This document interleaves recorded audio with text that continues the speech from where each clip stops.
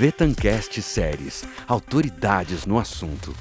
Olá pessoal, sejam todos bem-vindos ao Vetancast, o podcast oficial da Vetanco.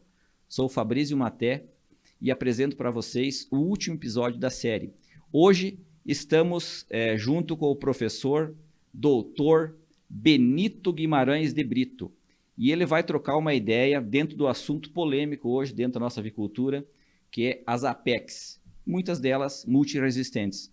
O professor Benito, Dr. Benito, é graduado em Medicina Veterinária pela URGS, mestrado pela UEL, doutorado pela USP, tem pós-doutorado também pela UEL, trabalha com sanidade de aves e suínos por mais de 40 anos já trabalhou em agroindústrias, algumas cooperativas, trabalhou como pesquisador no Instituto Agronômico do Paraná e também como pesquisador na UEL, tem mais de 100 artigos publicados com diversos temas, orienta no curso de mestrado do Programa de Pós-Graduação em Saúde Animal do Instituto de Pesquisa Veterinária Desidério Finamor.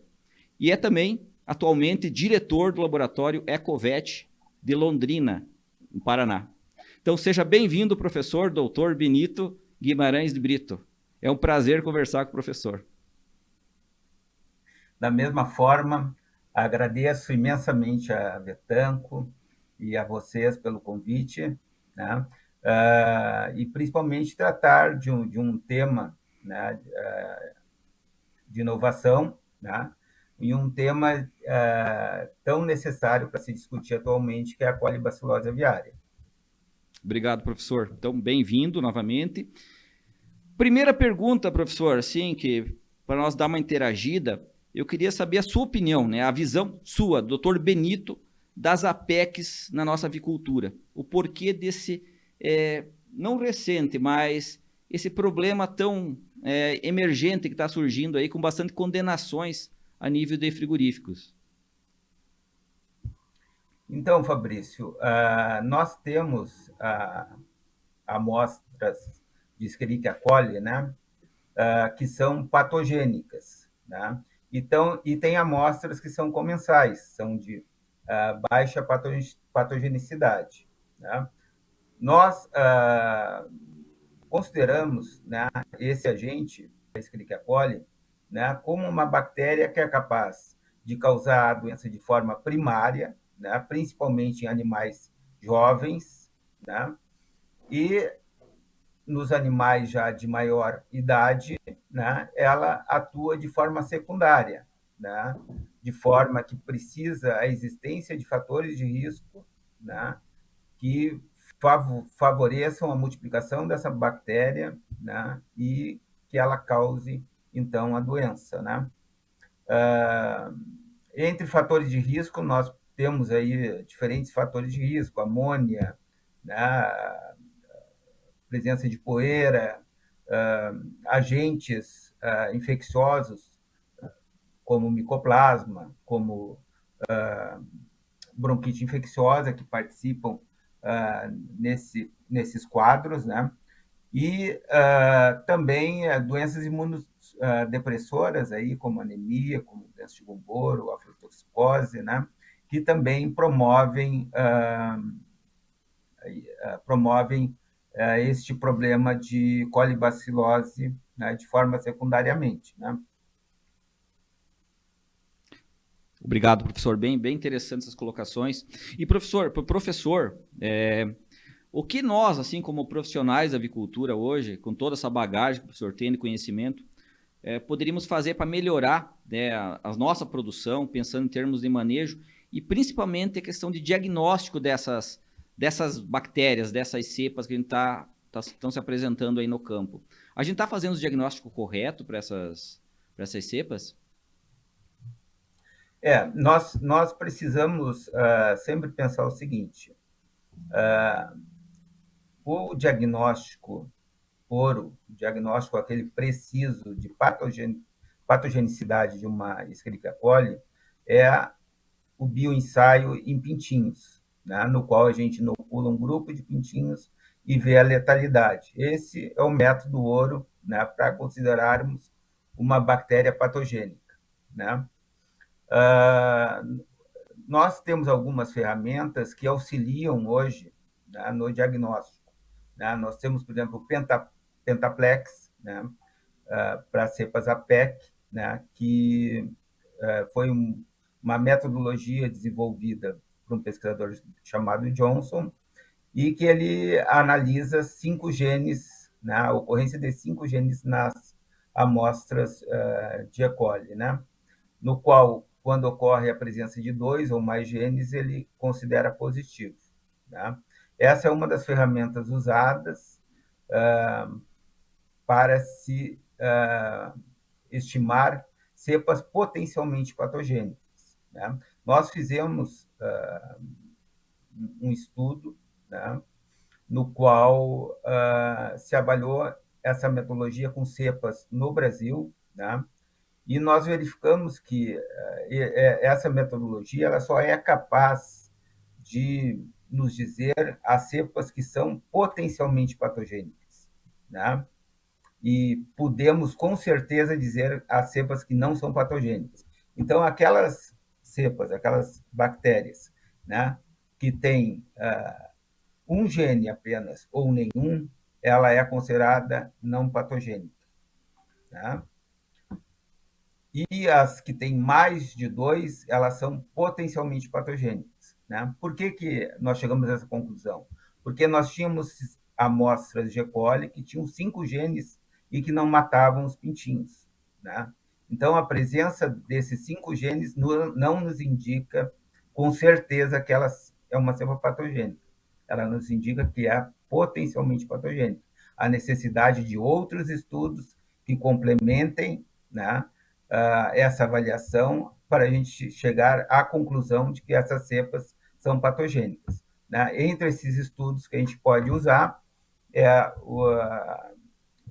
a classificação em filogrupos, né, nos quais alguns grupos também são mais frequentes nas cepas patogênicas, né? Mas, definitivamente, né, na luz atual, o único método, né, de diagnóstico com 100% de certeza, de poder acertar que aquela cepa é patogênica, é o bioensaio em pintinhos, que é a inoculação da bactéria num grupo de pintinhos, né, e avaliando a letalidade. Interessantíssimo. Não, obrigado, professor. Trocando ideia com o professor, antes, né, o professor comentou alguma coisa, o pessoal sempre levava em consideração, ou achava, que geralmente era uma cepa apenas que estava patogênica, provocando a lesão na ave. Eu acredito que o professor comentou alguma coisa, que já fez alguns estudos e encontraram não uma cepa apenas, mas mais de uma cepa patogênica que pode provocar as doenças clínicas, a colibacilose em si na ave. Poderia explicar um pouquinho para nós mais sobre isso? Exatamente. Recentemente, quando começou a se ter esse problema de maior ocorrência de condenações nos abatedouros, né, nós tentamos verificar se era causado por um tipo característico de E. coli, né, ou não essas infecções em diferentes aviários, né? Então, uma integração fez uma avaliação de 6 aviários, né, nos quais nós pegávamos ao redor de 10 aves, né, isolávamos as bactérias, né, e tentávamos, então, fazer a classificação filogenética para ver se elas eram do mesmo grupo, né, dentro da mesma granja e também entre as granjas, né? E o que observamos foi que as amostras dentro da granja, elas tendem a ser mais homogêneas, elas tendem a ter o mesmo perfil, tá? Mas entre amostras de E. coli isoladas de aves de diferentes granjas, né, nós temos uma diversidade dos filogrupos, né? O que nos sugere, então, que a ocorrência de colibacilose ela não ocorre de uma forma única, né? Ou seja, uma ocorrência, né, de E. coli no incubatório que disseminasse para toda a integração, né, por contaminação vertical. Ela não ocorre dessa forma, né? Geralmente, as E. coli devem estar nas granjas, né? Estão presentes nas granjas, e acabam contaminando esses animais, né? E por diferentes filogrupos, né? Claro, cepas virulentas, né? Mas de diferentes filogrupos. Professor, bem, muito interessante isso. E pensando em questão de vacina, professor, essas diferentes cepas, no caso, pode dificultar a questão vacinal? Exatamente. Quando pensamos em vacina, né, a diversidade da E. coli é muito grande, né? Diversidade antigênica. Então, é muito difícil a gente ter uma cepa, uma bactéria que vá atuar frente, né, uma vacina, um modelo de vacina que vá atuar frente a todos os tipos de bactérias, né, todos os sorotipos de bactérias de E. coli. Então, na verdade, as vacinas autógenas parecem são as que melhores funcionam, né, para o controle de colibacilose, exatamente pelo fato de se fazer uma vacina com a própria bactéria que existe na granja e que causa o problema, né? Então, nesse aspecto de vacinas, né, o melhor ainda, até o momento, seria trabalhar com vacinas autógenas, né? Perfeitamente. Obrigado, professor. Bom, professor, eu tenho que aproveitar aqui o espaço com o senhor e puxar, né, um link sobre aquele artigo. Né, o artigo que a gente leu, a gente está usando muito esse artigo, né, que fala muito da questão da microbiota do sistema respiratório, né, de frangos saudáveis, que é um artigo bem interessante. Eu gostaria que o professor comentasse um pouquinho como chegaram à conclusão em fazer esse artigo, avaliar a microbiota respiratória e ver se essa microbiota teria, né, uma cepa de coli, no caso, que vocês encontraram lá umas interessantes informações, né? Exatamente.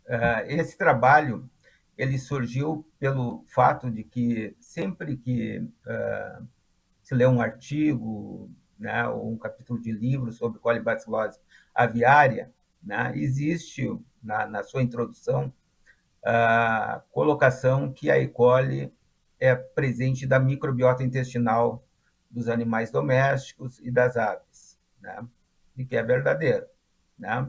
Só que não comentam nada sobre a microbiota respiratória das aves, né? Então, tivemos a curiosidade de avaliar se realmente, né, a Escherichia coli ela é um habitante normal, né, da microbiota de aves sadias, né? E nós fizemos, então, um estudo, né, em condições controladas, na qual, então, essas aves foram sacrificadas no 21º dia, né, foram coletados fragmentos de traqueia, pulmão e sacos aéreos, né, e se buscou, então, a presença da Escherichia coli, né, e conseguimos detectar em todas essas porções a presença da Escherichia coli, né. A nossa segunda pergunta, será que essas cepas são patogênicas ou não, né? Então, o que nós fizemos? Nós usamos o protocolo do Johnson, esse protocolo Pentaplex, né, de detecção de APEC, e nós verificamos que essas amostras que foram isoladas, elas não tinham os fatores de virulência, né? Portanto, né, não eram patogênicas, né? E também avaliamos o tecido, né, as lesões, a possibilidade de haver lesões, né, histopatológicas, né, e verificamos que não tinha nenhum processo inflamatório, não tinha lesões que associasse com quadros de colibacilose, né? Então, essas bactérias, né, essas E. coli, elas estavam ali fazendo parte da microbiota respiratória sem causar nenhum dano, né? E uma terceira questão que nós quisemos olhar, né, foi em relação à resistência antimicrobiana. Essas aves não tinham sido medicadas com nenhum produto, né? Então, nós fizemos também os testes de resistência antimicrobiana e detectamos que mais da metade delas, né, apesar de nunca terem recebido nenhum tratamento, né, elas tinham resistência a pelo menos um antibiótico. Né? E 20% dessas cepas que nós isolamos nesse estudo, né, eram multiresistentes. Né? Então, mostrando, né, que E. coli, mesmo não sendo patogênicas, né, elas podem ser reservatórios aí de genes de resistência antimicrobiana, né, e que podem, então, contribuir no problema de resistência antimicrobiana que se tem hoje. Né? Interessantíssimo. É um artigo muito interessante, né? Acho que seria interessante o pessoal que trabalha na área ler ele, porque ele traz umas informações bem importantes. Inclusive, professor, tem alguma coisa que o professor fala de índice, né, de grau de resistência bacteriana. Poderia falar um pouquinho com suas palavras sobre isso, para nós entender um pouquinho o que seria esse índice de resistência? E já aproveitando, né, para o senhor, assim, a questão da monitoria. Quanto é importante uma monitoria para nós entender, né, ou uma vigilância, para nós entender como é que está a situação, ou a dinâmica dessas cepas aí a nível de campo? Exatamente. Esses são aspectos cada vez mais importantes, né? Tanto pela questão da resistência antimicrobiana, né, que a E. coli e a Salmonella são consideradas bactérias indicadoras de resistência antimicrobiana, né, pela Organização Mundial da Saúde Animal, né? E essas cepas, então, elas devem ser monitoradas, né, durante toda a cadeia de produção. Né? Por que a gente deve monitorar? Né? Porque hoje se sabe que a resistência antimicrobiana ela tem possibilidade de ser transferida verticalmente. Né? Já existem estudos que demonstram, né, a transmissão vertical da resistência de bactérias, né, que sejam resistentes aos antimicrobianos. Né? E também, obviamente, né, pode ocorrer de forma lateral essa transferência. Né? Então, por isso que é importante montarmos, né, sistemas de monitoria, né, em todas as etapas da produção. Né? Nós precisamos detectar a resistência antimicrobiana que se tem nas reprodutoras, a resistência antimicrobiana que existe nos incubatórios, né? E a resistência antimicrobiana que existe no frango de corte. Né? A gente precisa estabelecer um índice de resistência para cada etapa, né? E trabalhar, né, para reduzir ao longo do tempo essa resistência. Né? Ao mesmo tempo que a gente pode, né, fazer um programa de monitoria na cadeia de produção para a resistência antimicrobiana, a gente deve também avaliar a virulência bacteriana, né? Avaliar as APECs. Né? Nós precisamos, então, determinar se existe bactérias, né, APEC, né, nas criações de reprodutoras, se existe nos incubatórios, se existem também nas criações de frango. Né?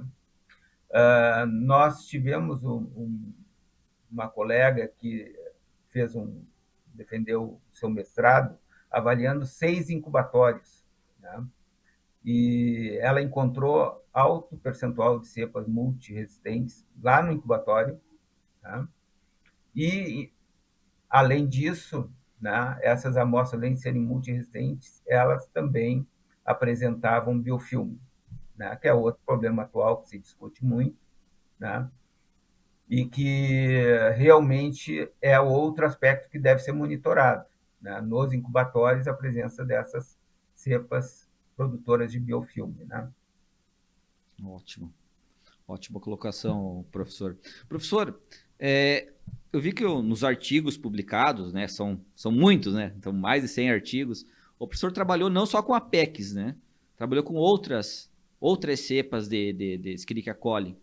Essas cepas, o senhor testou ela em aves também, ou qual foi o intuito de pesquisar essas, foram UPECs ou outras cepas? Só para nós entender um pouquinho como é que está essa dinâmica aí de... Na verdade, eu fiz o meu trabalho de mestrado foi com amostras UPEC, né,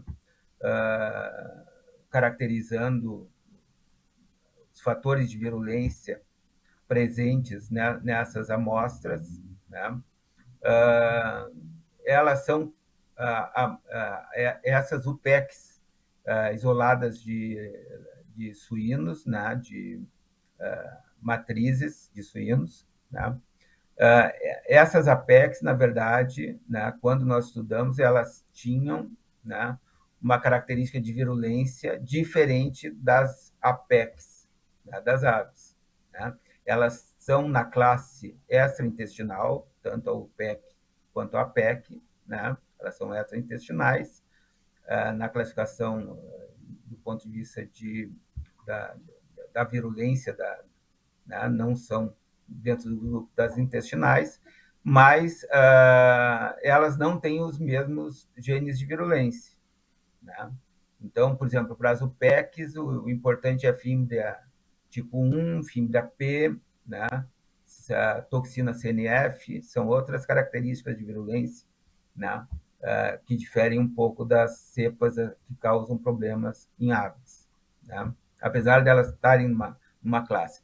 Por isso também assim muito se discute do risco, né, das APECs causarem doenças em humanos, né, por serem extraintestinais, né? Mas na verdade elas têm características de virulência diferentes, né? Então provavelmente uma APEC não vai causar, né, uma doença em humanos, né? Apesar dela ser extraintestinal, né, os mecanismos de virulência são diferentes.